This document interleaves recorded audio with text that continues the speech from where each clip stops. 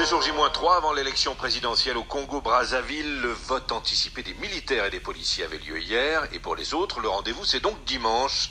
7 candidats sont en lice. RFI leur donne la parole toute cette semaine. Aujourd'hui, on écoute le porte-parole de Denis Sassou Nguesso. Le président sortant est candidat à un 4e mandat consécutif. Le ministre Anatole Collinet-Makosso répond à Laurent Corot. Bonjour Anatole Collinet-Makosso. Bonjour Monsieur Laurent Corot. On sent bien en lisant le programme de campagne de Denis Sassou Nguesso, Ensemble poursuivons la marche, à quel point le pays fait face à des difficultés économiques importantes.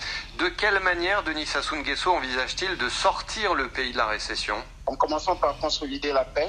Il vous souviendra qu'en 2016, notre marche avait connu un obstacle avec la remise en cause du processus de paix dans le département du Poul, ce qui nous a conduit à sacrifier pratiquement 2 ans à relancer le processus de reconstruction nationale après la dégradation du chemin de fer qui a coûté au pays près de 9 milliards de francs CFA par an. Il faut donc consolider ces efforts de paix. Il faut relancer la croissance par la gestion optimale des recettes fiscales, la diversification économique, elle-même soutenue par le développement mécanisé et industrialisé de l'agriculture, la promotion de l'industrie touristique et culturelle. Alors il y a quelques jours, le FMI a répété dans un communiqué que la dette du Congo restait insoutenable. Elle s'est élevée à 103% du PIB en 2020. Comment est-ce qu'on peut résoudre ce problème de la dette ? Il y a quelque temps, la dette avait été ramenée à 73%, 74%. Je ne me lance pas dans la bataille des chiffres, mais je peux simplement vous dire que nous poursuivons nos négociations avec le Fonds monétaire international. Nous pensons que nous arriverons justement à nous accorder sur cette bataille des chiffres et ce caractère soutenable ou non de la dette. Nous n'avons aucune inquiétude de ce point de vue. Vous évoquiez en ouverture de cette interview la situation dans le Poul qui, disiez-vous, a été quelque chose de très lourd pour l'économie congolaise. Pourquoi est-ce que le plan de reconstruction du Poul n'a pas été mis en œuvre pour l'instant ? Il est mis en œuvre, Monsieur Laurent Corot. Le processus a simplement été retardé, celui de la reconstruction notamment.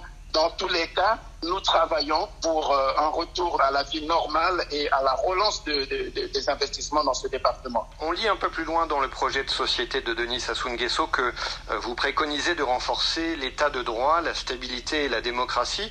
Est-ce que cela est possible quand 2 figures de l'opposition, Jean-Marie Michel Mokoko et André Okombi Salissa, restent en prison ? Il n'y a au Congo aucun prisonnier pour délit d'opinion, aucun prisonnier politique. Les cadres qui sont actuellement en prison ne le sont pas pour leurs opinions, ne le sont pas pour s'être présentés à l'élection. Sinon, Kinyumbi Kambongo et Parfait Kolela et bien d'autres seraient aussi en prison. Ceux qui sont en prison le sont pour avoir posé des actes qui sont contraires aux lois et règlements de la République. Et il en est ainsi dans tous les pays du monde. Le Conseil des droits de l'homme a pourtant estimé que la privation de liberté de Jean-Marie Michel Mokoko était arbitraire. Je ne sais pas dans quel pays une organisation fidèle des droits de l'homme peut se substituer aux lois et règlements, peut se substituer aux juridictions d'un État. Jean-Marie Michel Mokoko a été condamné à la suite d'un procès équitable. Il est en train de purger sa peine et je pense que ceux qui prétendent défendre la cause de Jean-Marie Michel Mokoko ne lui rendent pas service parce que lui-même ne leur a jamais demandé de défendre ainsi sa cause. Denis Sassou Nguesso a cumulé plus de 3 décennies à la tête du pays. On parle de 36 ans cumulés. Il brigue cette année un 4e mandat. Est-ce qu'on peut encore porter un projet pour son pays quand on a occupé le pouvoir aussi longtemps ? Quand la chancelière allemande conservatrice, Madame Angela Merkel, est à la tête du parti de l'Union chrétienne-démocrate et multiplie les mandats, il n'y a pas crise de légitimité.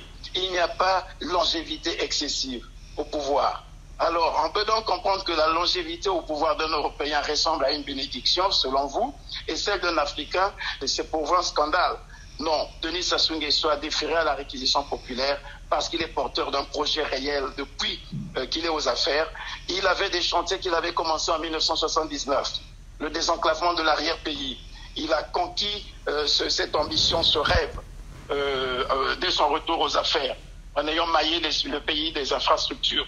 Il lui reste une grande bataille, c'est celui de l'agriculture, dont il avait fait la priorité des priorités dans les années 80, et au sujet de laquelle il constate que des efforts méritent encore d'être accomplis pour réduire la dépendance alimentaire. Mais je vous repose ma question, est-ce que des projets qui ont été portés depuis 1979 ou depuis les années 80 peuvent déboucher en 2021 s'ils n'ont pas encore débouché ?